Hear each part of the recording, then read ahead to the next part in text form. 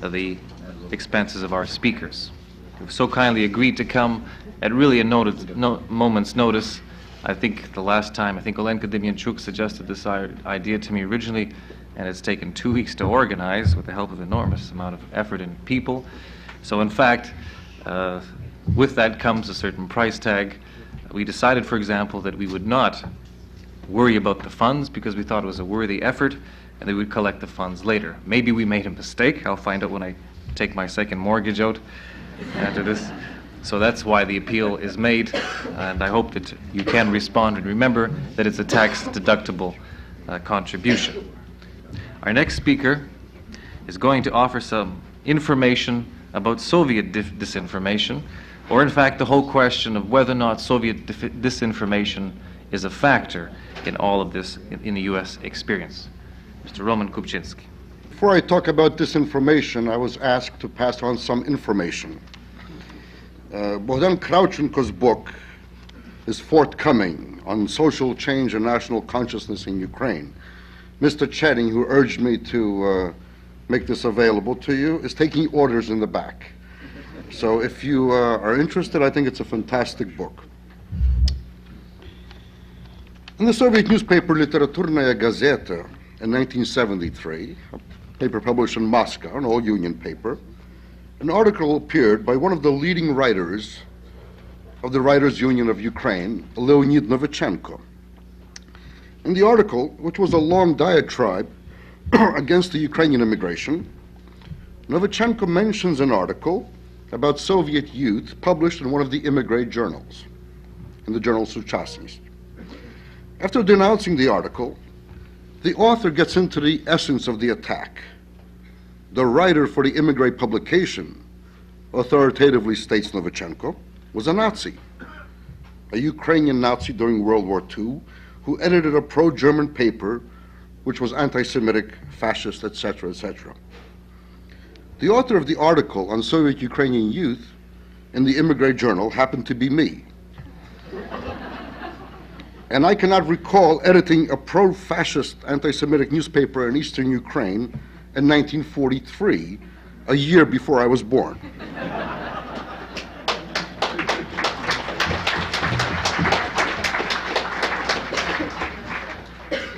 I mentioned this to a Soviet representative, a KGB representative afterwards, which was a foolish mistake. And soon enough, they checked the records and deleted the obvious misinformation. Soon a new entry was placed into the file, saying that in Vietnam I was a war criminal. And this began appearing in attacks in the Soviet media upon myself. If in a number of years the United States should rely upon Soviet evidence to try American war criminals from the Vietnam War, I have no doubt that I shall figure on some list given by the Vietnamese People's Republic to a future OSI in the Justice Department, and I am sure that 20 or 30 Vietnamese witnesses will come forth to identify me as a murderer of women and children in some hamlet. There are numerous designations one can use when talking about such incidents. One is misinformation based upon error. One is disinformation, a premeditated use of false data in order to compromise or discredit a person or a nation. And the third is pure journalistic repetition of a false statement. Some of these distortions are, of course, natural. I would say that about 75% of the false statements we read in the newspapers are just that, a lack of knowledge. A false statement falls into a journalist's news file, is picked up and is used as backup material for an article. And a small percentage is pure disinformation, provided by someone with the intention of discrediting their opponent. It is the disinformation aspect which I would like to concentrate upon today in brief and show that there is and has been a long and concerted effort on the part of the KGB to sow disinformation in the West about Ukrainian immigrants, their alleged role in war crimes, in order to discredit the nationalist, anti-Soviet Ukrainian community. One of the benefits the Soviets are getting from this campaign, one of the side benefits, is to discredit those organizations where these alleged war criminals work, in particular the agencies involved in providing information to closed societies, agencies like Radio Liberty, Radio Free Europe, Radio Canada, Voice of America, and so on. By proving that former war criminals staff such organizations, these organizations are then discredited in the eyes of the West and in the eyes of their listening audience in the USSR and Eastern Europe. I shall return to this aspect later. The Disinformation Department of the KGB was formally organized in 1959 during the reorganization of the KGB in that year. Section D was established with its mission being disinformation. The major target of this section was not immigrant groups, but above all the NATO alliance, and trying to create discord between the partners of NATO. In 1969, the 5th Directorate of the KGB was formed, and its mission was to combat internal and external anti-Soviet groups. The 8th Department of this Directorate was aimed at combating immigrant groups. In the Ukrainian example, soon afterwards, an institute was formed in Kyiv called the Institute for the Study of Foreign Countries, which is the Republican, the Ukrainian SSR KGB institution, involved in studying the Ukrainian immigrant communities. It is this institute, members of which often come to Canada as scholars, last year there were 4 of them here, which is directly involved in disinformation against the Ukrainian community in Canada. Department D became active immediately after its formation in 1959. In December of 1959, anti-Semitic slogans began appearing on the walls of Jewish synagogues in Köln, Germany. Soon afterwards, similar slogans began appearing in other German cities, and then in other countries, in England, in France, the United States, and Australia. In Germany alone, the police counted 833 anti-Semitic incidents within a period of 3 weeks. Soon, letters began coming into the editorial pages of numerous newspapers denouncing the rebirth of Nazism and fascism in West Germany. Letters written by very reputable authors. Questions were raised on the editorial pages in Europe. How can the United States maintain a relationship with a Germany which still has fascist elements left? It is important to note that no anti-Semitic slogans appeared in any East German cities. It seemed that the people's democracies of the East seemed to be crystal clean in this respect. The only bad Germans happened to be all living in West Germany. In 3 weeks, the campaign ended as soon as it began, as rapidly. Not one anti-Semitic slogan appeared. The West German police arrested 2 men, both members of a pro-Nazi group in West Germany. It turned out that both were members of the East German secret police, sent to West Germany with the express purpose of instigating an anti-Semitic campaign in order to discredit the Federal Republic. A few years afterwards, a Soviet KGB officer defected to the West and told how he had been involved in the planning of this anti-Semitic operation. The mechanics of a campaign like this are relatively simple, and the results, while not earth-shattering, are impressive. The only role the secret police have to play in this type of operation is to instigate. There are enough crazies in the world to pick up and carry the ball on an anti-Semitic campaign by themselves. All they need is an excuse and a push. This is exactly what happened in Germany in 1959 and early 60. The letters to the editor were 99% genuine. People were outraged by the campaign and rightfully protested in the press. Some of the letters, I would say 1%, were insertions, KGB insertions, to give a political line to the protests, an anti-NATO analysis, if you will. So, when we see the simplicity of this campaign aimed against a country, West Germany, and against the NATO alliance, then it is easy to imagine what a campaign against Ukrainians or other immigrants can do. Immigrants who have no police capabilities and are vulnerable to this type of discreditation are relatively easy prey for an action of this sort. It would be impossible to go into all the factors which come into play in these campaigns. But let me mention a few and how they are instrumental in creating an image which is then used to promote a given political line. For example, in 1944, the Metropolitan of the Ukrainian Catholic Church, Andrei Sheptytsky, died. His funeral was attended by thousands of people. The Soviet government did not antagonize those going to the funeral. Nikita Khrushchev sent a wreath to the funeral from the Presidium of the Supreme Soviet of the Ukrainian SSR to the funeral of Andrei Sheptytsky. In 1944, when the Soviet government was trying to win the loyalties of the Western Ukrainian population, this concession was needed. However, by 1946-47, and the forced liquidation of the Ukrainian Catholic Church, Sheptytsky was being presented by the Soviets as a Nazi henchman and all Uniats, Ukrainian Catholics, as war criminals and collaborators.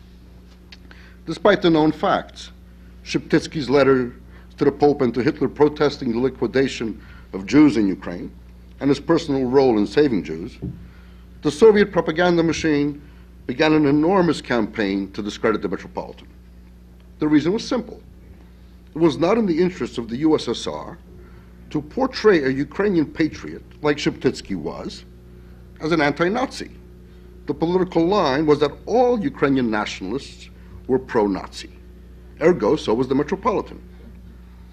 The other factor in this disinformation campaign was to show in some way that the Ukrainian Catholic Church, the Uniate Church, was collaborationist, which it was not, and to help justify the forcible liquidation of that church, which took place in 1946. The ultimate target in this campaign was, as often, those Ukrainians who did not want to be under Soviet rule. It should be clear that the Soviet motivations for these operations are not peace and justice.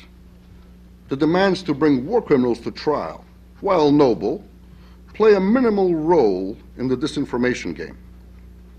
For example, in the mid-1970s, when Simon Wiesenthal became involved in making statements in defense of Soviet political prisoners and dissenters, the Soviet press began a vicious campaign of disinformation about Simon Wiesenthal.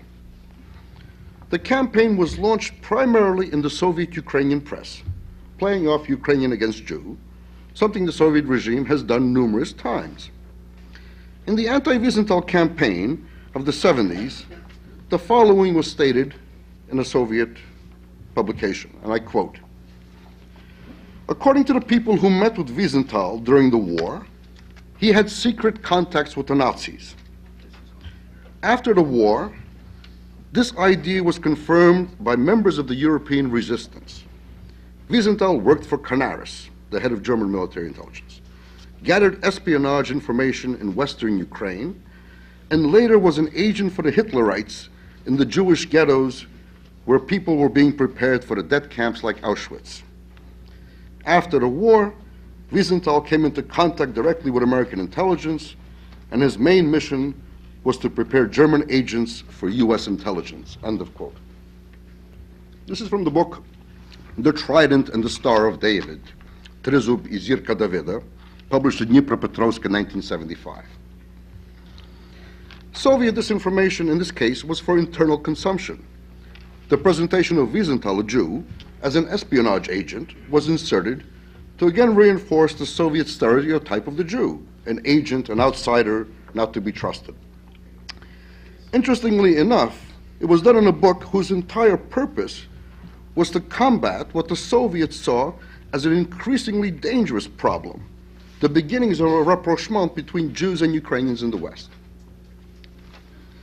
Let me say a few words about this now that I've raised this problem. There is sufficient evidence to show that any dialogue between Ukrainian immigrants and the Jewish diaspora or Israel is seen by the Soviet government as a dangerous development. The best method of combating this is to raise the specter of Ukrainian anti-Semitism within the Jewish community in order to torpedo any contacts. When a minimal Ukrainian-Jewish dialogue began in the 1960s and early 70s, the Soviets began injecting themselves into it in a number of ways. First, KGB residents and agents usually from the embassies, were given a list of questions and topics to discuss with their contacts within the Ukrainian community. This questionnaire consisted mainly of questions dealing with Ukrainian-Jewish relations and who the personalities are involved in trying to promote a dialogue. The next move was to circulate an anonymous leaflet within the Ukrainian communities around the world, accusing Ukrainian leaders of, quote, having sold out to the Jews, end of quote. The leaflet was printed in Kiev, brought over by diplomatic pouch, and mailed from different Western countries to Ukrainians in those countries. It consisted of anti-Semitic and heavy pro-nationalist slogans, mentioned above, and contained a number of anti-Semitic cartoons. As far as Soviet disinformation goes, it was a weak attempt, when one considers that a few years ago the KGB produced a fake issue of Newsweek magazine, the whole issue must have cost them a few $1 million, and distributed it on a mass scale in third world countries. And yet that simple leaflet made inroads. In the current situation, and I'm talking about the question of war criminals, the KGB is most likely playing a role, not the major role by any means, and people should not become paranoid on this issue.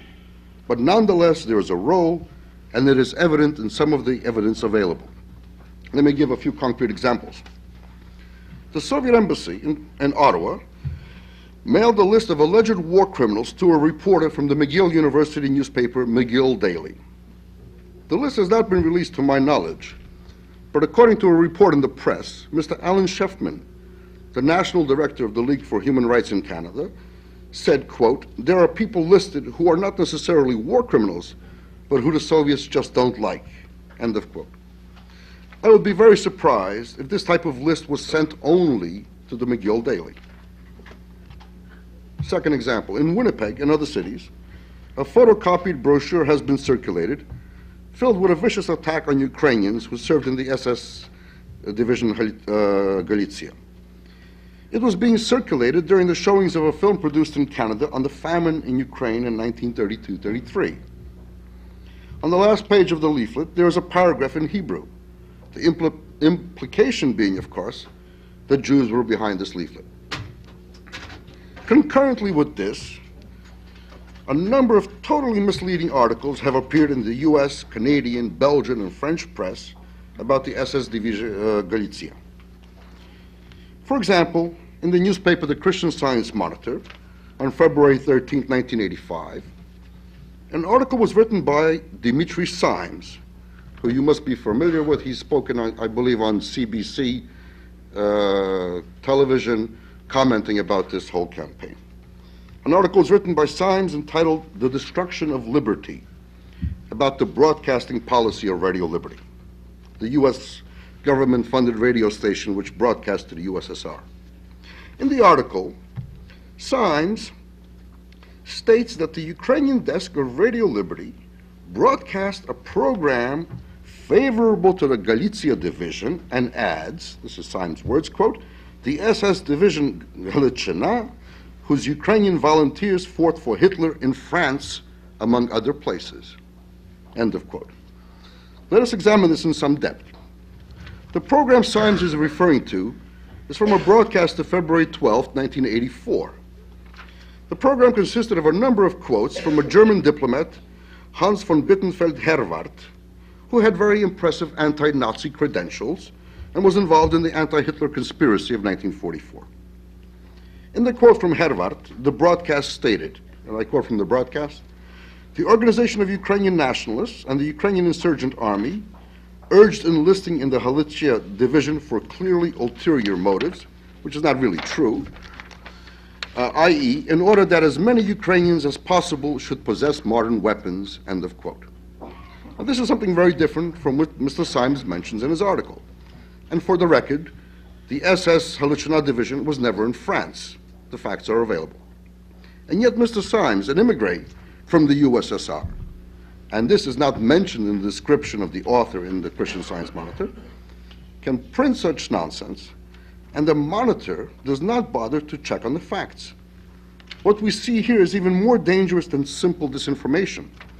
It is a three-pronged attack legitimized by a respectable newspaper.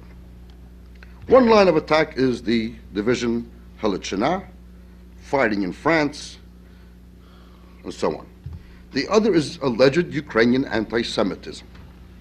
In the same article, Mr. Symes states that the Ukrainian desk broadcast a program which said that, quote, Jewish pogroms in Ukraine during the Civil War, however unfortunate, should be understood in the context of Jewish support for the Reds. This is what Mr. Symes wrote, that this is what the radio broadcast. Again, this is a total distortion of the facts of what was broadcast. Again, for the sake of accuracy, let me read to you what was in fact broadcast. On January 13, 1984, a program spoke about the pogrom in Proskuriu.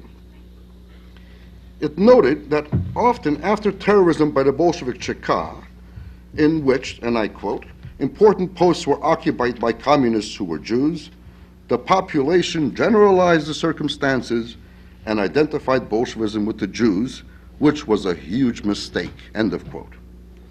In a different point of the program, another section dealt with a pogrom in Mykolaiv. The program recounts a scene in which a rabbi spoke for the Jews, and I quote again from the program.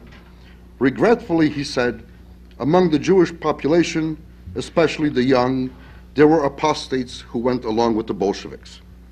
But there were also among young Ukrainians people who were on the side of the Bolsheviks. So, we should not hold the Jews responsible for the transgressions and political fanaticism of a certain part of the Red Youth. The passage notes that, quote, the whole crowd shouted approval of the rabbi's statement, end of quote.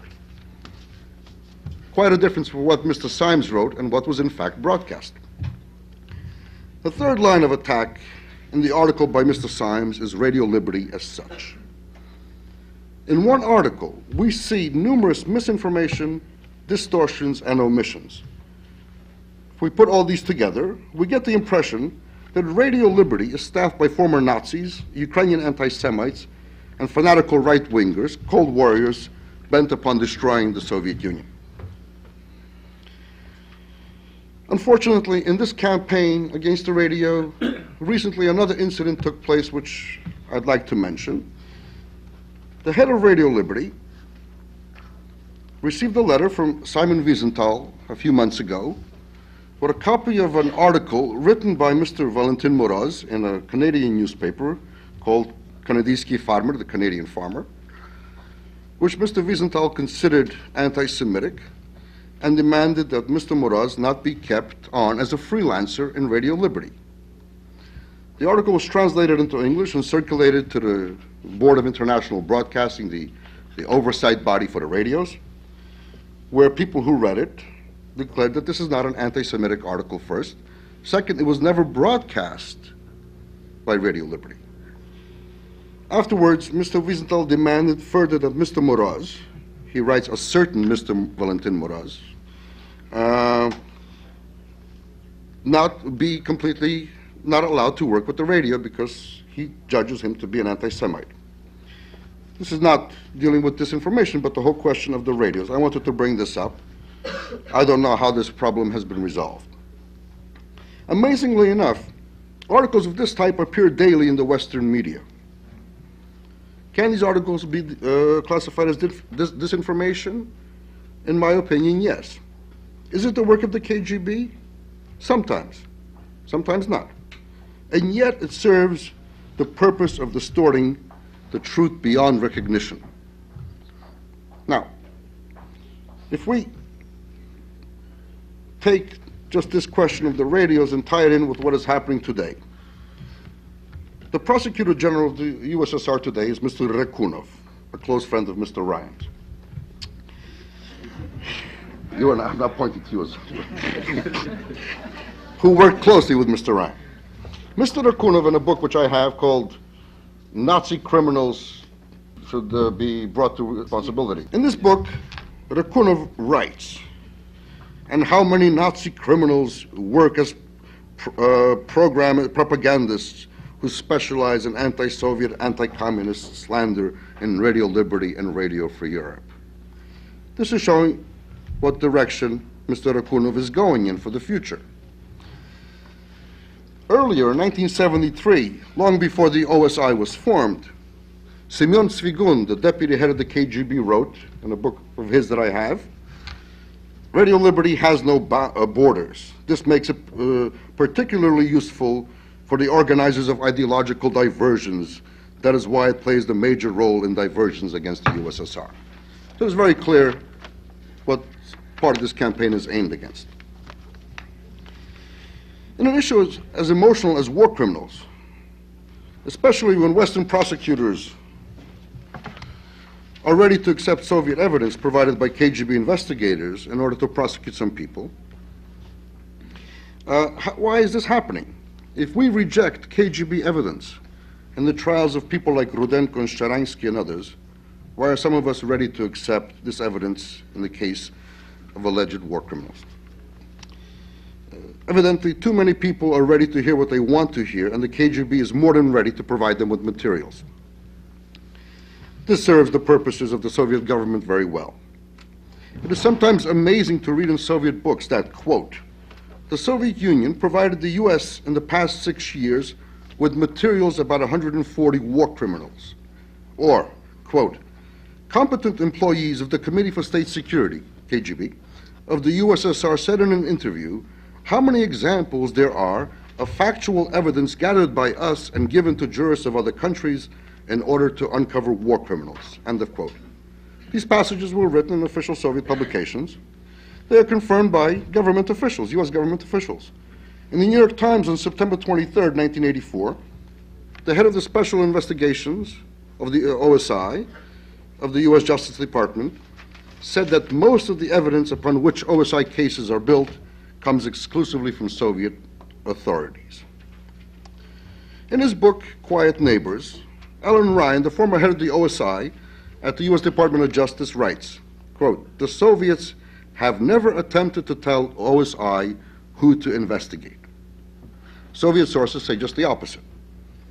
Ryan mentions in his book a certain Yurij, a Ukrainian living in the United States, who supplied the Immigration and Naturalization Service with a list of 73 names of alleged Ukrainian Nazis living in the US. According to Ryan, Yurij told the INS, the Immigration Naturalization Service, that he obtained these names while a tourist in the USSR from documents in Soviet archives and in interviews with editors of Soviet Ukrainian newspapers. Ryan says that Yurij is a pseudonym used in order to protect the real person's privacy, and admits that some Ukrainians felt that Yurij might have been a Soviet sympathizer. Yet, Ryan never met with Yurij, and no steps were taken to see how he got this list and how a private American citizen can get access to such Soviet sources. As to the Soviets never attempting to tell the OSI whom to investigate, let's look at the case of Karl Linas, an Estonian who allegedly was a supervisor at a concentration camp in Estonia. The Soviet government began demanding his extradition in 1961.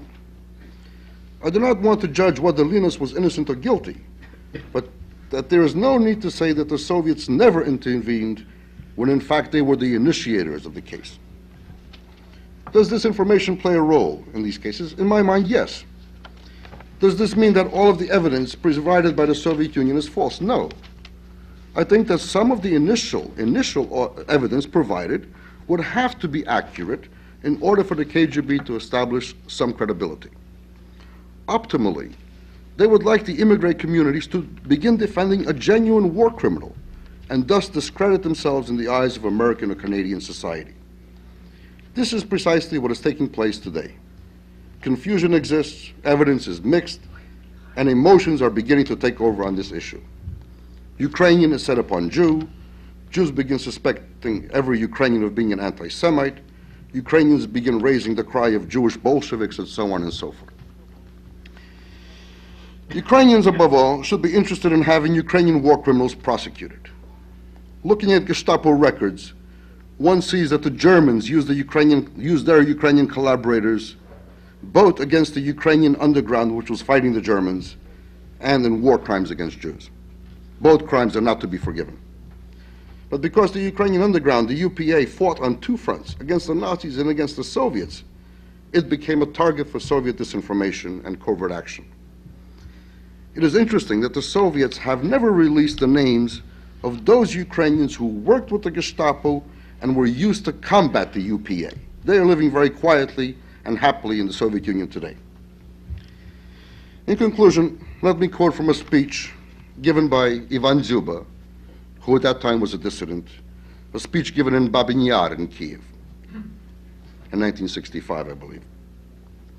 We are gathered here to commemorate a tragedy above all of the Ukrainian people, because this crime took place on Ukrainian soil. But it was also a tragedy of humanity. Dzyuba went on, "We as Ukrainians should not view every Jew as a Ukrainophobe, nor should Jews view every Ukrainian as an anti-Semite." End of quote. If these words are kept in mind, we would have taken a giant step in dealing with these tragic problems. Thank you.